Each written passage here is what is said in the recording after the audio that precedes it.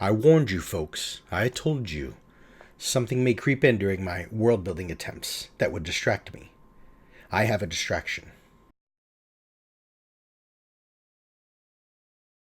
Well met, everyone. I am Rich the Lich, and today I'm going to talk to you a bit about more world building. A little bit different direction, a very different direction, actually. There is a review coming up the middle of this month, I think, sometime in August, I believe, is the release of Avernus, the official WotC product released for Adventures in Hell and so on and so forth. So I'll definitely be getting that once it becomes available the day of release on D&D Beyond, and I will cover the PDF, so to speak, on-screen digital version of that and give you all the good bits and let you know if that's something good for you. I'm always taking a look on DM's Guild and Drive-Thru-RPG and such to see if there's something that resonates with me, but as I indicated in previous video, this is going to be a lot of world building and a lot of reviews, and I'll do the reviews as they come in. So hope you're enjoying the content. Thanks for sticking along. Let's take a look at what we have on screen here. I'm going to give you this for just a moment. Let you chew on it. At the very bottom, it's a Skaneblight size chart. You see the blob-like beetle thing is the Skaneblight. And for reference, there is a 6-foot male human fighter. So we got something about twice the size of humans. And I just came up with a new world idea. It's not saying that I'm abandoning the previous map I did, previous world. I just work on multiple projects at once, because what'll happen inevitably is I start working on something, I lose sort of that motivation and that juice, and I'm just sparked by something else. And so I'll kind of get that creative flow back by moving off into something else. It's no different than drawing 2 pictures at the same time or whatever it may be, right? I'll be getting back to that world. But today, the spice of life is right here on screen with the Skaneblight. So what are we talking about here?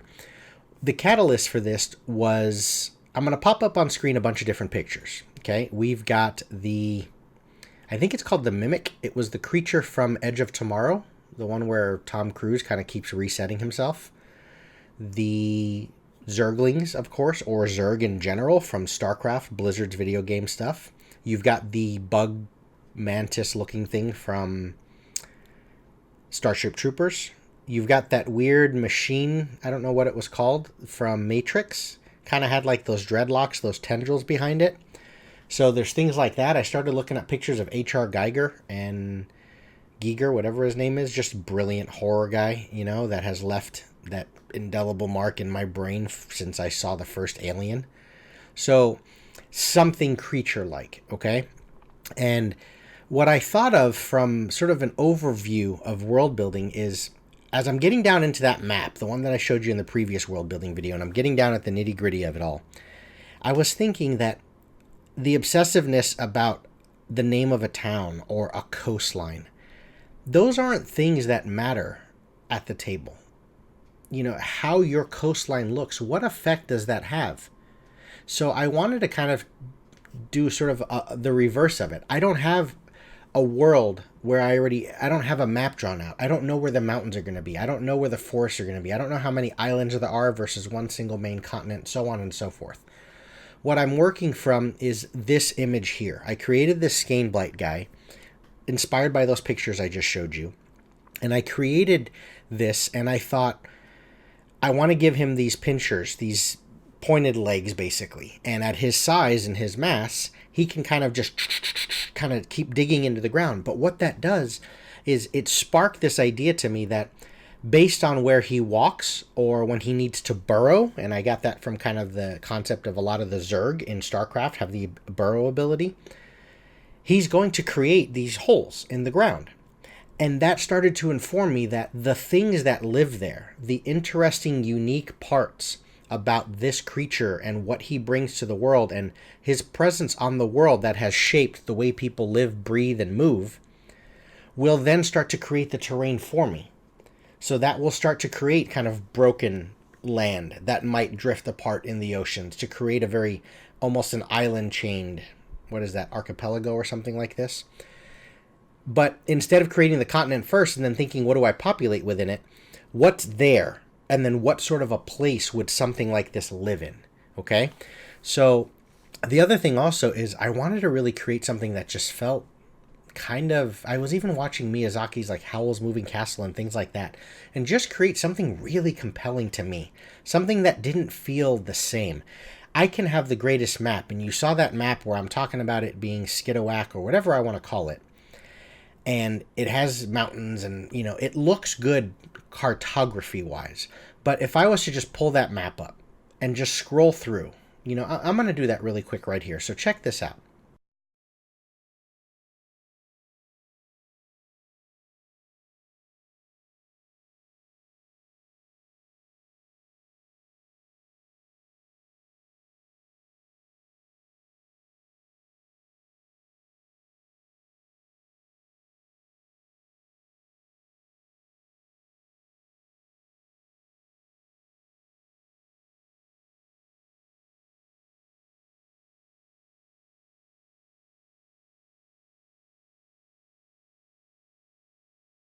You see that as I scroll through, and I've got Forgotten Realms map and Middle Earth map and this fantasy map and Tal'Dorei, the map from Critical Role, and that map and that map and that map. And if you were browsing through looking at worlds, a world that you want to use, or you're browsing through different books on your shelf at your local gaming store, and you're trying to find a cool place to run campaign and adventure for your group, why would one map, one place, just based on the map, stand out more than another? But if you see a single page document or you see something that looks like this, it might spark a little more curiosity. It does for me. And as I always talk about in world building, this thing starts bringing questions to me, and I have to start finding answers. So let's kind of delve into the general gist of what world I'm wanting to create. And then I'll create afterwards what it looks like, the actual land and terrain that people are walking on. But I want to talk about the living, breathing things, the various organisms that you would interact with as a player character in my world. I also wanted to keep it down to one page to help keep the idea and sort of the elevator pitch of it concise.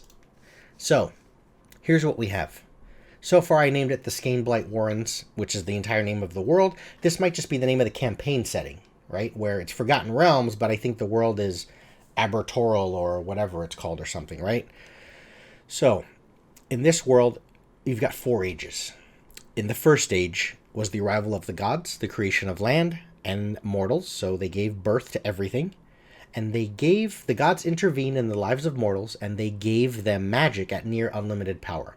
They set some rules and laws of magic in place, and they told the mortals, in whatever means possible, that we're going to give you all the power of magic, but not quite the power of, like, weather manipulation, or you're not going to be able to restructure our land, right? Not world-changing magic. Inevitably, mortals got a little greedy with it, and their use became so sort of reckless because it was mundane. You know, it was the Eberron thing, right? Where they weren't starving anymore because they always had access to or ability to create food and water or good berries. You know, when they needed protection, they would just put up walls of fire, walls of ice, wall of force. They didn't have to have the craftsmanship and the work ethic, right? So they just got sort of sloppy and lazy. That's when the second age began. And you'll notice on all of these, I don't know how long these ages last. Whatever. I'll come up with it, and it'll be something printed in the book, but this could be also for the DM to decide.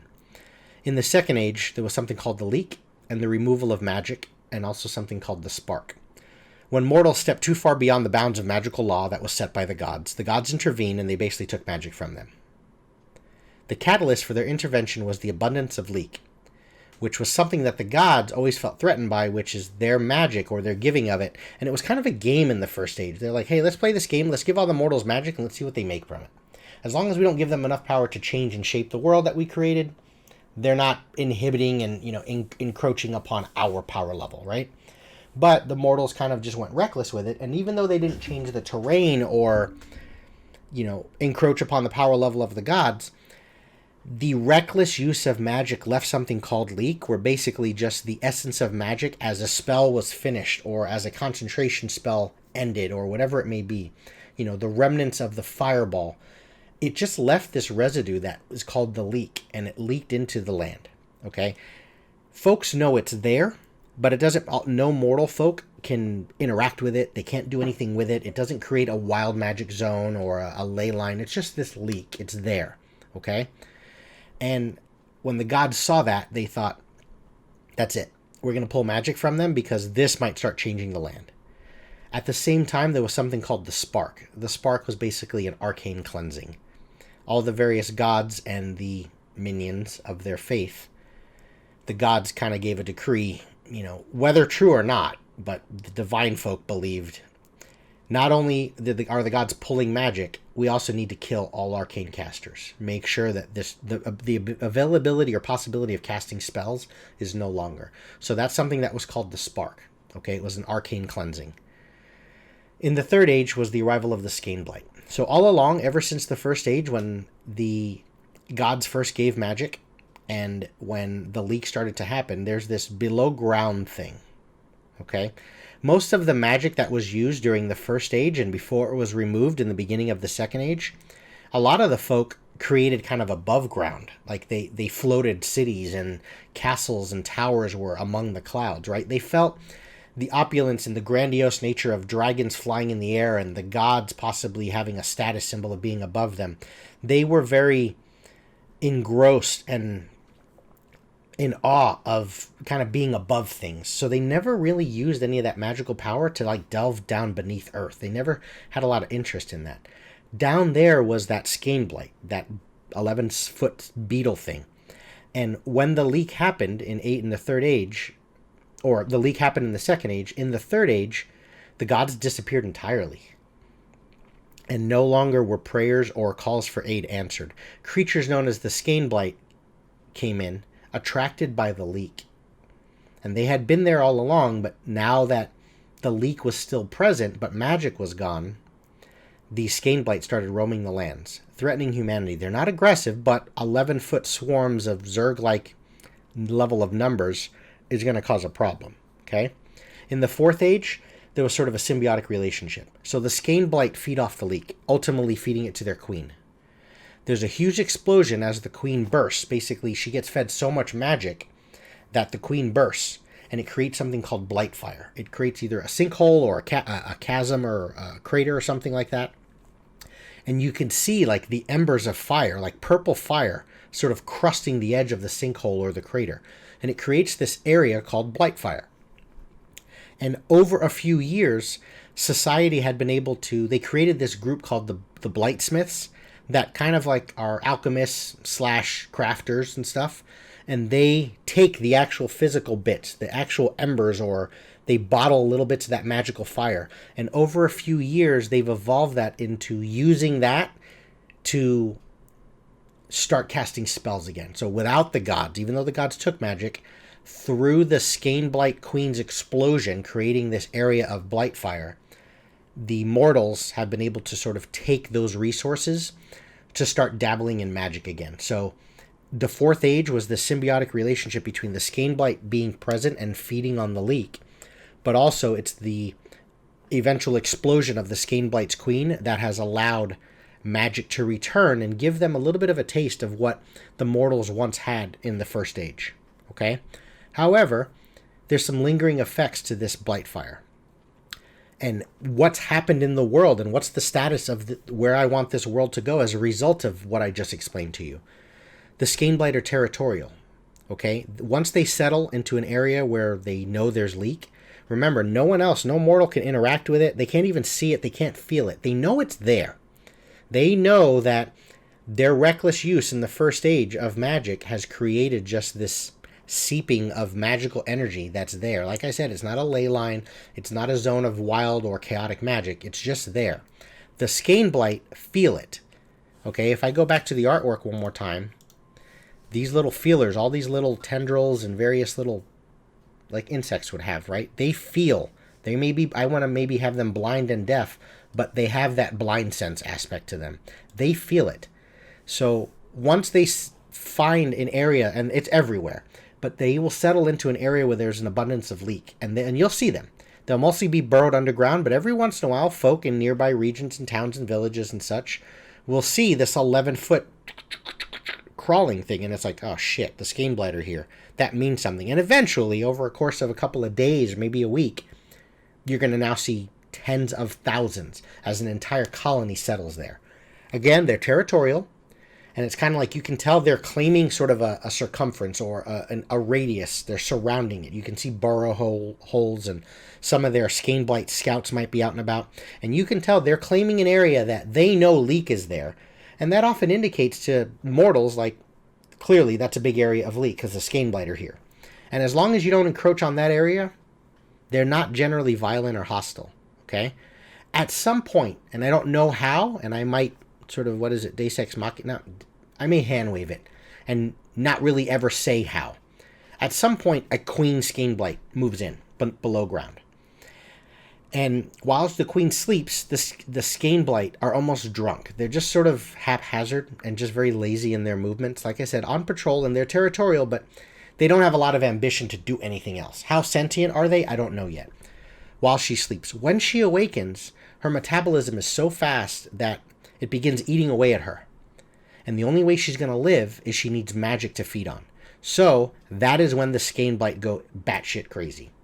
And they all pop out of the ground. If you listen to the sound in StarCraft, when a bunch of lurkers unburrow, it's awesome. They consume the land, right? They're consuming the leak that's within it. And you notice this, the mortals will notice this, because the Skaneblight, as the magic gets into their bodies, it kind of mixes with whether the circulation of oxygen in their bloodstream, they start to glow this purplish color. So you can tell they're starting to, yes, you see they're consuming magic because they're creating freaking divots and potholes, and they're eating half a town, Tarrasque style, when you have 10,000 of them. But you can just see them changing. And what they do is they go down below and they feed it to the queen. They feed her so much magic to sustain her that eventually she explodes. Okay, she never stops. She just keeps feeding. Now, whether the Skaneblight, like she eats them while they have the magic within them, or whatever, they spit it onto her, whatever happens, I don't know yet. But she feeds off of this magic until she explodes. When she explodes, she gorges on it until she explodes. Something called blight fire sinkholes or craters are created. And it leaves sort of this magical residue. Okay, this is different than leak. Remember, leak is something that the Skaneblight feel, and that's what draws them to a region, which eventually a queen appears. But this blight fire is something entirely different. Blight fire is it's a thing you can see. It's like setting fire, purple fire to an area, and the embers and the ash that moves into the sky, like this actually creates something.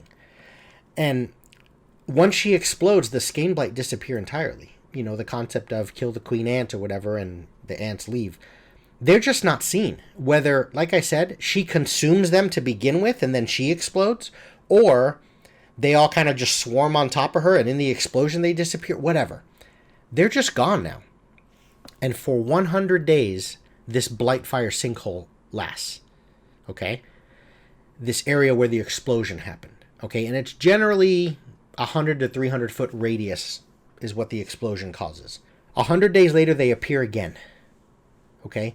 Now, once they appear, the previous blight fire site where the explosion happened, now all the embers burn out. They all die down. Okay? So this blight fire effect that I'm going to go over is no longer present. But for those 100 days, while the blight fire site is there and the Skaneblight are nowhere to be seen, they haven't reappeared somewhere else in the world yet, the following one of the two things happens. You can simply roll d20, 11 plus, 1 through 10, whatever, 50% chance. Either healing spells heal for max and damaging spells deal 2 times damage, or whenever anyone casts a spell, the caster suffers 1d6 psychic damage per level of the spell. This effect is something that's lingering within the site of the blight fire for those 100 days and within 100 feet of radius around it. Okay, basically when you're seeing all these embers and the ash in the area, and kind of think of World of Warcraft, some quest I saw where there was like a crater with just purple crackling energy within it. That's a site of blight fire. Again, the blight fire site from the explosion is going to be somewhere between 100 to 300 foot radius. Each DM is free to create how large they want it. But within that site, the 100 to 300 foot radius and 100 foot radius around it, you have this for 100 days blight fire effect. And you would just choose randomly between whether it's the kind of good one or the psychic damage one. Regardless of which effect is in play, the following is always present at a site of blight fire for the 100 days. Whenever you roll on a wild magic chart, you roll twice, and the DM gets to choose which of the two effects he wants to have apply. Okay? And it's for 100 days, because the moment, and people can feel it, some spellcasters are reckless, and they're like, let's see what's here. Once it doesn't fluctuate. Over the 100 days, at the beginning, that roll is made to determine which effect is present, and it stays there, that same effect. So once folk know, dude, you cast spells there, your head's going to pop. That psychic damage effect is in play. Versus when people are badly wounded, armies might want to settle near the area because healing spells heal for max. Okay? But it's only 100 days. Once the Skaneblight pop up somewhere else in the new region that's going to become the new Blightfire site, these effects go away, linger. The physical evidence is still there. There's still a sinkhole. There's still a crater. But those effects are gone. Okay? What are the other lasting effects that this whole world building thing is going to have? Well, there's cults that'll form both around areas where the Skaneblight settle. There's cults that are just followers of the Skaneblight. They believe there's some god put down onto this place by the gods, to kind of keep us in check once again. Whatever. Maybe they're settling there because they believe, obviously, that the arrival of a Skaneblight or a Skaneblight colony in a certain area is an indication that there's leak there. Like, there's the remnants of first age magic there. So cults form around that. Cults also form around Blightfire sites, right? I mean, when magic goes haywire like that, people are going to latch onto that. In less civilized areas, the spark, the cleansing, where the divine killed all of the arcane, it's left a very uneasy relationship between arcane and divine. I say less civilized because that's just sort of lesser informed. We're 3-4 ages removed from that time, 2 or 3 ages removed from that time, I should say. So most arcane and divine will play somewhat nicely now, but there's an acknowledgement that, there was a cleansing called the spark way back then. Spellcasters fear Skaneblight. Skaneblight cause fear DC 18, which basically causes the frightened condition, to any class with the spellcasting feature. However, that DC 18 is lowered by an amount equal to the spellcaster's level. So, yes, obviously insanely powerful high level, but a level 18 spellcaster is immune to the Skaneblight fear. And the reason why they fear it is there's always just that little bit where, what if the Skaneblight want to feed on us and not just the leak? What if they know we cast magic and they don't feel like they're getting enough to feed their queen eventually and they want to start eating us? There's always that little bit of a fear. Okay, so that's a thing when you deal with a Skaneblight. There's also 2 new factions in my world that have been created. Like, yes, the faction names are there, but also anyone that lives this sort of lifestyle is considered one of the 2. You're either considered the Ill-Craven, which are, there's those that hunt the Skaneblight after they feed on the leak. Once they start glowing purple, these folks try and capture them, get them, kill them, before they make their way down below to go feed their queen. Or perhaps there's people that actually try and scavenge or live within those Skaneblight caverns, so that once the Skaneblight, because remember, no one but the Skaneblight can interact with the leak. And the second group is, there's something called the Blightsmiths. I mentioned them up above, and they were the ones that were sort of responsible for magic coming back into the world. Blightsmiths are kind of crazy. I'm thinking Doc Brown, Back to the Future style, right? So just these weird, crazy folk, alchemists a lot of the time.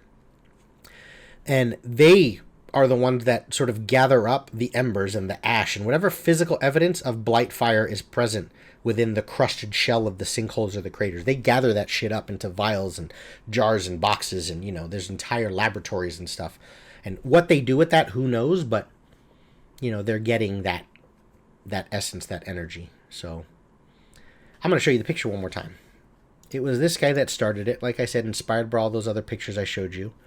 And just sort of now it's got me thinking of, what is the world like? There's a lot of fuel here, and I'm happy with it. I'm excited by it.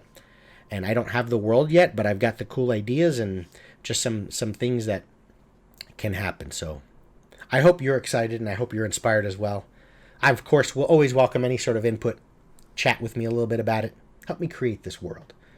But back and forth through different world building. As I said, I'll give you that review coming up on Avernus and whatever else I find that excites me on Drive Through RPG or DM's Guild. And we'll see what's what. For now, I tried to leave you with some sort of corny Skaneblight fear thing, but I'll just leave you with the picture. If you see that guy, go running. That's a creepy looking 11-foot, whatever the hell he is, type of thingy, whatever, right?